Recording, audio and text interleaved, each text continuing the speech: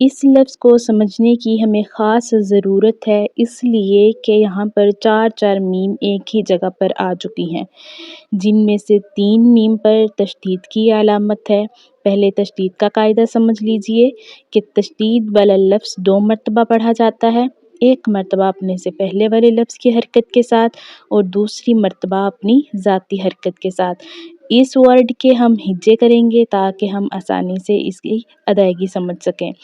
اب یہاں پر پہلا پوائنٹ یہ سمجھنا ہے کہ جب الف خالی ہوتا ہے تو اس صورت میں وہ الف ہی پڑھا جاتا ہے، لیکن جب الف کے اوپر کوئی بھی حرکت آ جاتی ہے یعنی کہ زبر، زیر یا پیش آ جائے تو پھر ہم نے اس کو الف نہیں پڑھنا بلکہ ہم نے اس کو حمزہ پڑھنا ہے۔